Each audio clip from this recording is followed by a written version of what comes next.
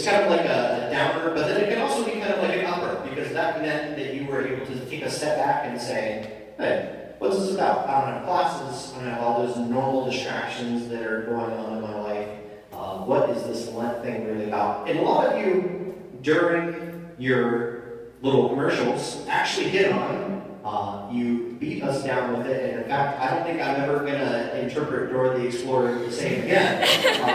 Now I know who the swiper really is, and he's looking to swipe all the happy things from your life.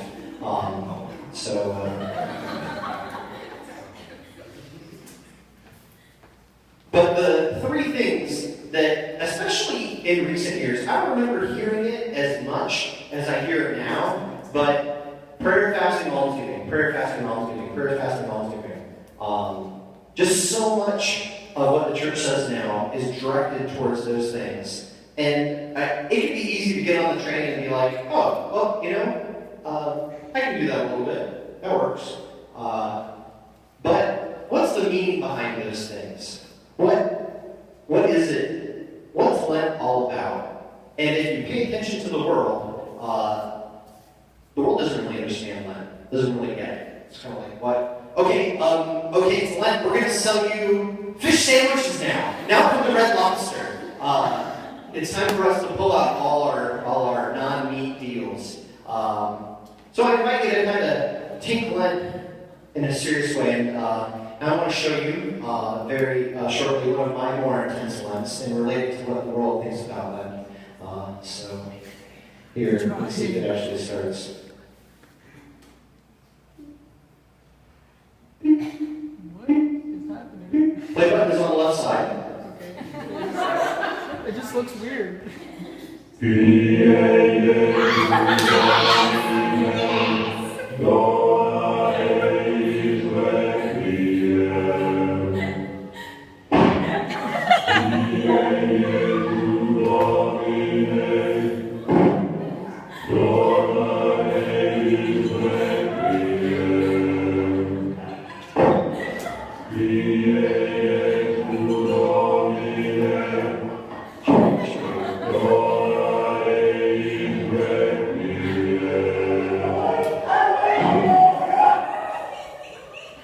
So that honestly wasn't one of my Lents.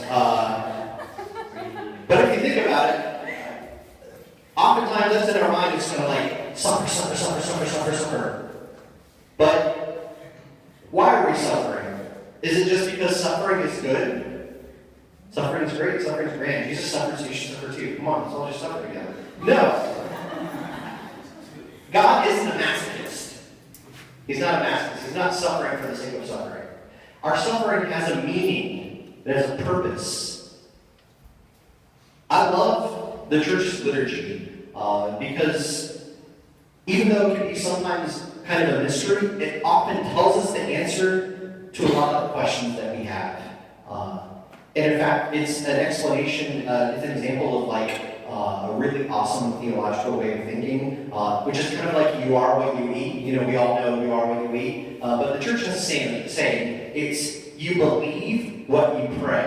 And the fancy Latin way of saying that is lex orandi, lex credendi. So you believe what you pray. You believe how you pray. So I'm going to read you the prayer that is said over everyone over Ash Wednesday. There's actually two options. The first one is, you are dust, and to dust you shall return. That's kind of like the one that we're more familiar with. But there's actually a second option. And the second option is, repent and believe in the gospel.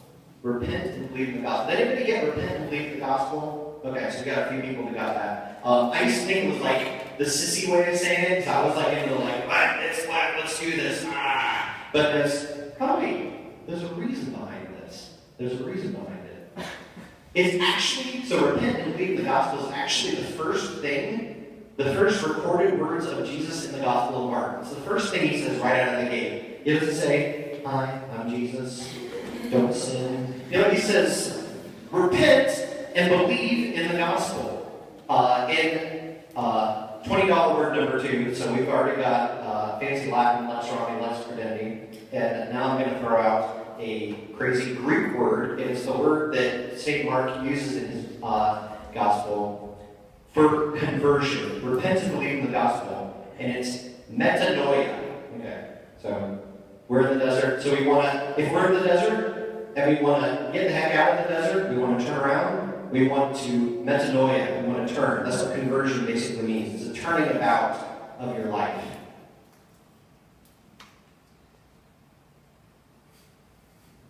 And it's supposed to be a time that gets our attention. It's supposed to knock us out of our comfort zone. But why do we have to do crazy things like fasting, prayer, and almsgiving to knock us out of our comfort zone? We want to convert, right? So, hold on. I'm going to